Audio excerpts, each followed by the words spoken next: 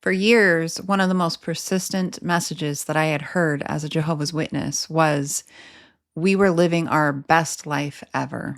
It was repeated so much that it became a mantra, but eventually I found myself asking a question that I had never truly allowed myself to ask. Were we really living our best life ever?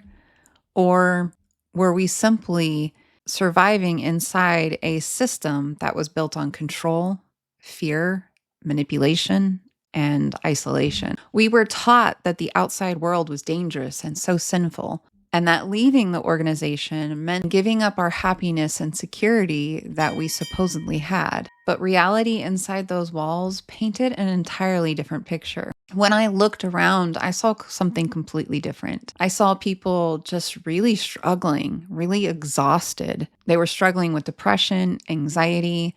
There was a lot of addictions, from substances to porn. I saw a lot of hypocrisy. And for many of us, including myself, who were struggling spiritually or emotionally, we were dismissed. We were told to read our Bible more, pray harder, have more faith. And the pressure to be so joyful and smile and so happy all the time, and to always be living our best life, often meant suppressing what we were actually really experiencing. And this is where my story unfolds of why I left the Jehovah's Witnesses. And I wanted to add something before I continue. It's actually different telling this story now because I'm recounting it from a completely different nervous system. The person that I am today is not the person I was 8 years ago when I first left. But back then, every question, every doubt felt extremely terrifying and had such a huge, enormous weight on me. My entire world, my family and dear friends that I knew I was going to hurt if I left. My entire identity up until that point in life, which was 35 years. Even my understanding of God or what happens to us after we die, because as JWs, you have all the answers, everything. Certainty, right? And so not having certainty, being thrown into the unknown was really terrifying. So today, after 8 years of healing, I can't fully recreate that fear that I lived in. And in some ways, I kind of wish that I had documented it when I was going through it. But I know that I couldn't have. The timing just wasn't right. It would have come from a different place. I know that when people leave the Jehovah's Witnesses, we're often told we're coming from a very bitter place, or we just wanted to live a sinful life. And I can't speak for everyone else, but I can speak for myself, is that I wasn't wanting to break the rules. And at that point, when I left, I still very much believed in this Jehovah God. And I was kind of like trying to figure out, what did spirituality mean for me? Some people wake up when they start researching doctrine and history and discover contradictions, failed predictions, organizational changes, or historical events that just doesn't add up. For me, it was different. It's not like I didn't do that. That came later. But for me, it was mostly about what was happening inside me. I was connected to this faith because I had a love for the truth, or what I thought the truth was. But I eventually saw that what connected me even more to that faith was fear, shame, and guilt, and the pressure to stay silent with the abuse and manipulation within those JW walls. And that's how cults run. And looking back through the lens of trauma and nervous system science, I didn't just simply change my beliefs because I was being rebellious or bitter. It was my nervous system was desperately trying to tell me something wasn't right. That I had two completely different realities. What I was actually experiencing and what I was told I had to experience. Put on that happy face, that we are the happy people, that we have it all figured out. We have the happy family life. And eventually, I no longer was able to ignore that gap. I was no longer able to match the narrative I was expected to keep performing, basically. And so telling my story, I might seem a little maybe disconnected from it. But if I was to have told the story back then, you would have seen a completely different Emily. that was deeply grieving and deeply confused, and how earth-shattering it was to realize your whole life was built on a lie for 35 years. Anyway, this is my story. So, about the age of 3.5, I was adopted actually into a Jehovah's Witness family. And from what I remember in my childhood, we were definitely one of those like hit and miss kind of families. We would kind of go to meetings for a good while, and then we would kind of slip off, and then we'd come back and kind of go. We weren't one of those families that was in the middle of the congregation. My parents had divorced a little after I was adopted. And so basically, my mom raised 4 of us kids on her own. We lived very, much in poverty. There's a lot more poor Jehovah's Witnesses than there are wealthy. And I won't go into too much detail about my family just out of privacy for them. But we definitely were that hit and miss kind of family. My mom got remarried when I was 13. He was not a Jehovah's Witness, but he studied on and off. He never did get baptized. And around that time, 13, 14, I was auxiliary pioneering. Friends of mine would come pick me up to go to the Kingdom Hall or out in service. I don't really remember going out in service, which is door knocking. Don't remember doing that with my mom or anything like that. Maybe when I was a little kid, but we weren't always in attendance. So it was kind of hit and miss most of my childhood. And by the time I was about 16, 17, we were attending less and less meetings. By the time I was 18, I was very independent as a child. And the day I turned 18, I moved out on my own. I was dating somebody that was not a Jehovah's Witness, but plot twist, he was in another cult. And I actually got disfellowshipped at 18 because I had stepped foot into his church. And, my whole world changed at 18 years old. You're still a kid yourself, and you are completely cut off and shunned from the only life and family and friends that you've ever known. At 18 years old, what do you do? I was definitely in search of a family. And guess what I did?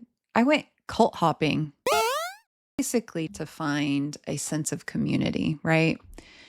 And if you've been following any of my other posts, I talk a lot about that as far as, the brain and the nervous system and what kind of trauma that can do to somebody when they're shunned. Human beings are designed, we're pack animals.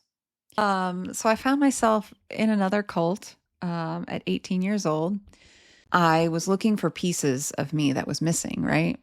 And part of that reason is because of being adopted. And that's going to be another whole separate post I'm going to do about meeting my biological family and the timing that all happened as well. And I eventually made my way back to being a Jehovah's Witness. I was about 22, 23 at that time. And so for anyone that doesn't know, when you get disfellowshipped, you have to crawl basically and beg your way back. Basically have to sit in the Kingdom Hall with no one talking to you whatsoever. You come in right as soon as, the song starts or the beginning prayer or whatever, and you basically leave right as it ends because no one is allowed to talk to you. And for some people, that journey could be 1.5 years, 2 years. For me, I think it was a little under a year. You write letters basically saying how repentant you are. You have 3 elders that meet with you and see if you're repentant enough to be accepted back into the Kingdom Hall as a Jehovah's Witness. And if they deem that you're not, you have to continue showing how much humility you have by continuing to come to the Kingdom Hall without anyone being able to talk to you. And just a little side story on this. How honest Emily is. So in one of the letters that I had wrote to the elders about wanting to get reinstated, I had actually wrote in there, on top of feeling all this remorse, I actually even made a confession that the week prior I had said the fuck word. And Uh-oh. like, that's so sinful, And I remember the elders getting with me and saying, all right, well, we think you need to wait a little bit longer and you can't cuss and all these things, right? Anyway, honest to a fault, man. So I had to wait a little bit longer, finally get reinstated. And, I truly, fully drank that Kool-Aid. My goal was to be a pioneer. I was living in a small little towns and I decided to go move to the Bay Area, go spread my wings, met some new people. And one in particular became kind of like a mother figure to me. And she had a son that she really wanted me to date. And I did. And we got married. The end. No, I'm just kidding. That's not the end. But anyway, he has also left the Jehovah's Witness organization. And again, out of privacy, I'm just not going to talk too much about it. But what I will say is that marriage, I think probably for both of us, was the pivoting moment in my life with my faith. There were a lot of things that took place that out of this pressure to be this perfect married couple, to be this perfect headship, to be the perfect submissive, quiet wife, there were a lot of dynamics that played out that I think for the both of us really made us question and doubt our faith. There was definitely parts of that story that I'm going to leave out, but the biggest thing that I want to express is how women are dealt with in the organization. You are told you have to be this quiet little submissive wife, right? And no matter what happens in your home, you have to obey. You can't have a voice. And that definitely was where things really started to break down for me. So, any of you that are ex-Jehovah's Witnesses, you know that you're not allowed to get a divorce unless you have a scriptural grounds, which means having an affair. That's the only scriptural reason for divorce. And if you choose to get divorced, you're still scripturally bound to that person. And that's what ended up happening to me. So, again, for reasons that I do not want to publicly talk about, I had filed divorce. At the time, I was pioneering. I fully loved, Jehovah God, like fully had drank that Kool-Aid. But my doubts, my pain that I was going through overshadowed that rule of not divorcing. And I will share this part. We were separated for about a year before, or a little less than that, maybe, before I filed divorce. And every time that I was like, praying, I have to make my marriage work. I have to do this. Every single time I had prayed and then I was going to just go back to the marriage, something happened. And it was like I was getting confirmation every single time. It's okay to divorce. God is not going to love me any less if I get this divorce. So I was pioneering at the time, which is, you devote a lot more hours out in that door knocking service. And I had finally made it to Pioneer School. And this was the first year they redid the Pioneer School book, and it was all about Jesus. So it was about his love, his compassion. And it's kind of crazy because here I go to Pioneer School to help me spiritually. But actually that became the pivotal moment of me putting the pieces together even more. And the catalyst of me making my way out of the organization. So I was sitting there and I I couldn't stomach it anymore. They were talking about how loving Jesus was and compassionate, and he wasn't judgmental. And he sat with the prostitute, and how women and children were endeared to him. And something just clicked in me. I just felt like there was so much hypocrisy. And what really got me was about how it just felt really like snake oil, selling something to somebody at the door that didn't really deliver. That's the feeling that I had inside me. It was like, here, read this, and this is how to have a happy family life. When I didn't know very many people who had a happy family life. Now, don't get me wrong, not everybody that I knew had a miserable marriage or miserable childhood or had a really difficult family life. But a lot of the friends that I knew did. And I had moved around to quite a few different congregations, moving around to different cities. And so there was a majority of people I knew that were not that happy people, that we were knocking on other people's doors, telling them this is how to have a happy family life. And I started to feel like I was like selling something at a door that wasn't true. And soon after that, I stopped pioneering and stopped going out door to door altogether. I just couldn't stomach it. I couldn't. I felt like I was telling people a lie at the door.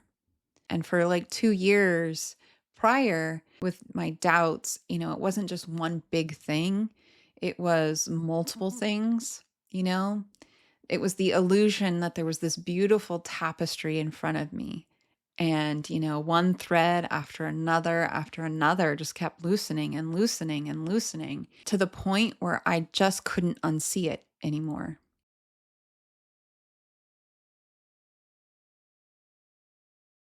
So the divorce was finalized. And when you are a Jehovah's Witness, and again, when you do not have scriptural grounds, if they didn't commit adultery, then you are basically forced to stay single because scripturally you're still bound to that person. And I remember thinking, how could Jehovah punish me twice?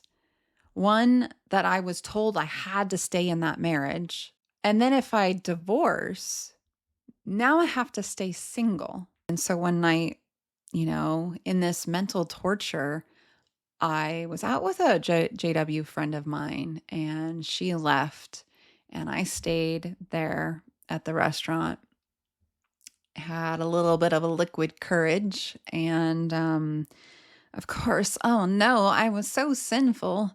I slept with somebody. Uh-oh. So, of course, true Emily fashion, I tattled on myself the very next day, and truth be told, I really did feel a lot of remorse. I truly felt a lot of guilt because, even though I had all these doubts and I felt like I was being punished by God, there was a part of me that was still very much believed that this was the truth. So the very next day, I told on myself.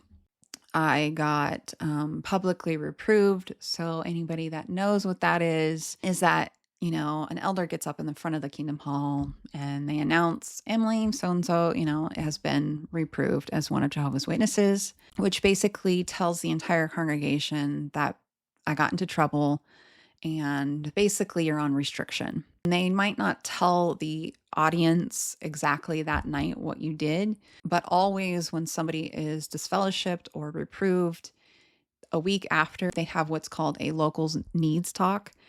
And it's always centered around why the person got in trouble. So if it was fornication, if it was adultery, if it was they had a DUI, whatever it is, they will talk about that next week. So of course, mine was all about fornication. So everyone knew what I did. Yeah. Talk about fear conditioning, right? Got to keep everyone in line or else this is what's going to happen. So here I am trying to prove yet again that I am remorseful, getting my privileges back. So when you're reproved, you don't have very many privileges in the Kingdom Hall. You can't raise your hand and answer. For men, it's different, because they have a lot more privileges than us women. And so I got my privileges back. This was a few months later. And I had reconnected with a friend of mine, and he was just volunteering at Bethel. Bethel is the headquarters of New York. And, we were starting to court or date. And immediately it was kind of retracted from me because he was told at Bethel that he could not date me and basically told me that I still was not scripturally free to date or remarry until my ex-husband did. So that was 3 times I felt punished by God. You want to know where my faith went then? Because here's the thing, it wasn't just the pain that I was going through. I couldn't reconcile in my head how a loving God would punish somebody like that. So at the time, I still was very much a believer in Jehovah God, but I started to have doubts and think, okay, maybe the Jehovah's Witness organization once had the truth. And then I started to think, okay, well, maybe wolves have come in, sheep's clothing. I don't know. Again, I had so much still love for Jehovah or for the truth, but not knowing if that was the truth anymore. God, that duality. Oh, it was so hard. That cognitive dissonance, having 2 dualities at once, is such a mindfuck of a place to be in. And I know I'm not the only Jehovah's Witness that suffered with this. There were several people that I knew that had gone through it before or were going through it then, that they had to stay in their marriage, whether it was abusive, maybe they had addictions. There were so many things rampant in the congregations. I kept trying and I kept trying to stay in the organization. A few friends that really knew what I was going through, a couple of them were like sisters to me. Of course, I miss them dearly. And, I really did try. I really did try. I prayed so hard to stay in the organization, to bring clarity to me. Is this really the truth? Is it not? And it was such a difficult place to be in. And I guess around that time is when I started to kind of fade away from the congregation little by little without me knowing that that's what I was doing. But I just started to go less and less. And the reason is because I had such anxiety going to the Kingdom Hall. It wasn't just because of what I had been through. It was something just felt off and I didn't know how to describe it. Happening is there were times when I would drive to the Kingdom Hall and get halfway there and turn around and go home, and I couldn't do it. Or I would get there and I would sit in the parking lot and I couldn't get out. Or if I did get out, like I was 15, 20 minutes late getting inside. I would sit there at the Kingdom Hall and just feel such anxiety and panic that I would have to go to the bathroom, cry, and like kind of shake and not know why. Yes, there was the pain, and yes, there was, me feeling like I was punished because I had to stay single and all of that. But there was something more to it than that, and I just didn't know how to articulate it. I didn't know that it was my body and my intuition was picking up, this is not right. And back then, I didn't know about intuition really that much. Like we were told not to listen to our gut, But what my gut was telling me all along, this does not feel right. This no longer is for you.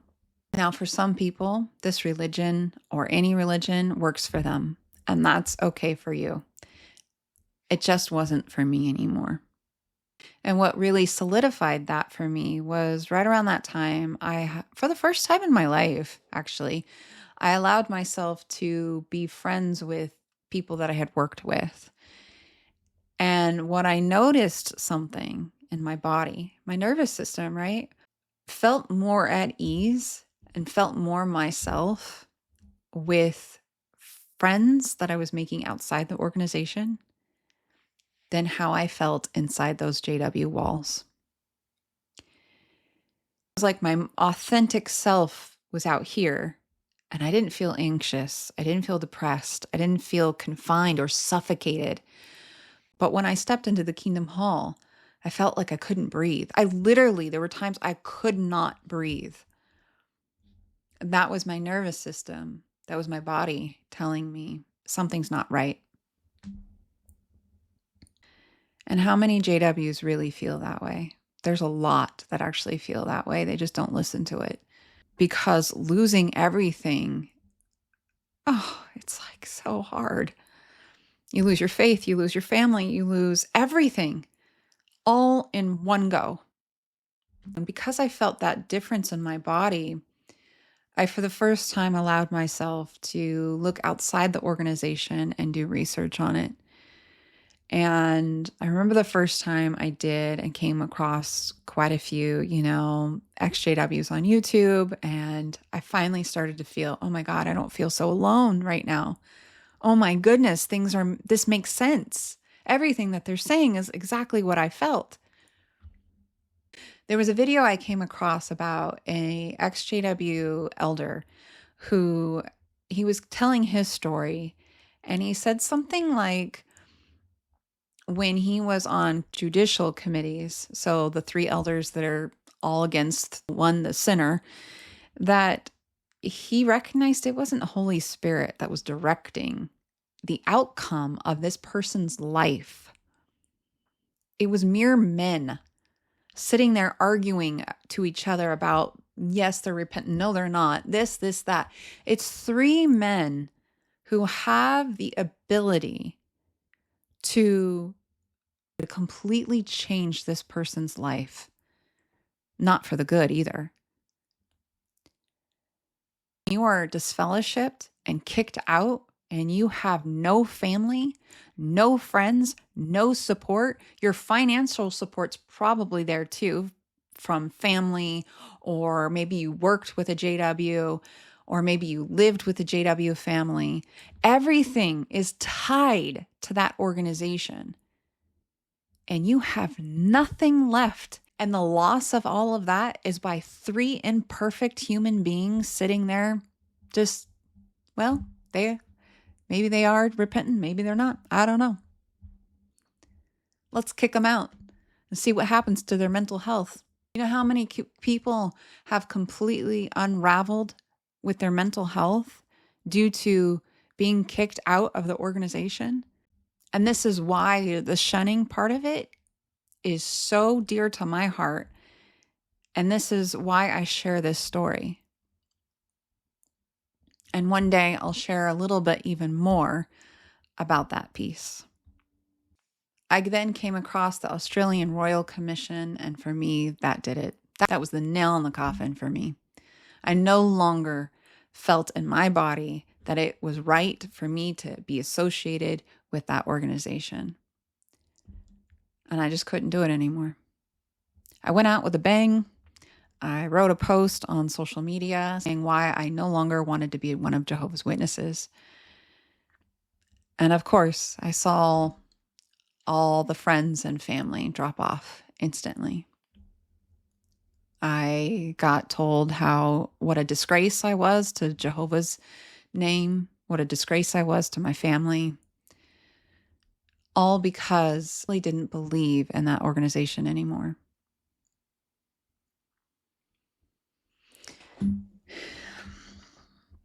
And I will tell you, it was the most earth-shattering experience I've ever been through, because at that point, I still loved God, and I couldn't reconcile, okay, is that somewhere any different than the organization?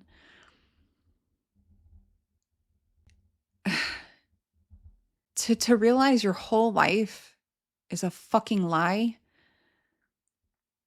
that you missed out on opportunities, that you missed out on college degree. Apparently now it's okay to do. You missed out on your birthdays. You missed out on family members that you could have been close to who were not JWs because we were told we couldn't have association with them. We missed out on a lot. Now, at this point in my life, fast forward 8-9 years, I've learned a lot, and I have a lot of forgiveness in my heart and a lot of lessons that I've learned through this journey. But at the time, there was great grief with that loss of identity. Like, who was I without being a Jehovah's Witness? And, rebuilding my life from the ground up. I've had to do that now several times in life. It's fucking hard work, man. I'm tired of all those rising phoenix moments.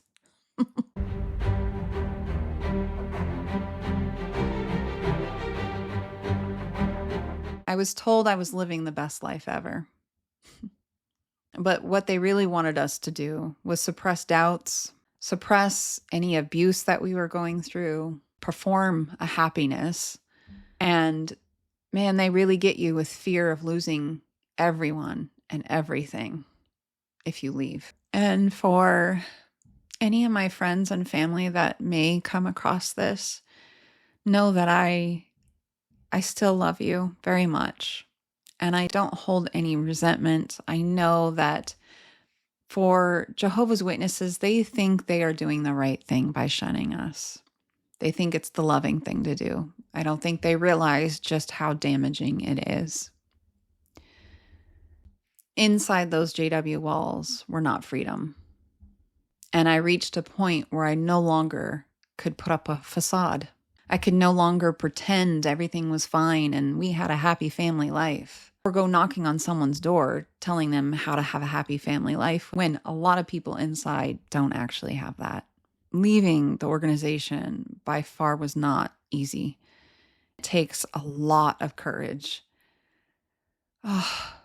So if you're at that point, be so proud of yourself and also give yourself so much grace with what you're going through, especially when we're doing that nervous system work and rewiring our brain so that it's not still stuck in the past. It's not still trapped inside those JW walls. So if you're watching this and quietly wrestling with those questions and doubts, know that you're not crazy, you're not alone, and you're not weak for questioning.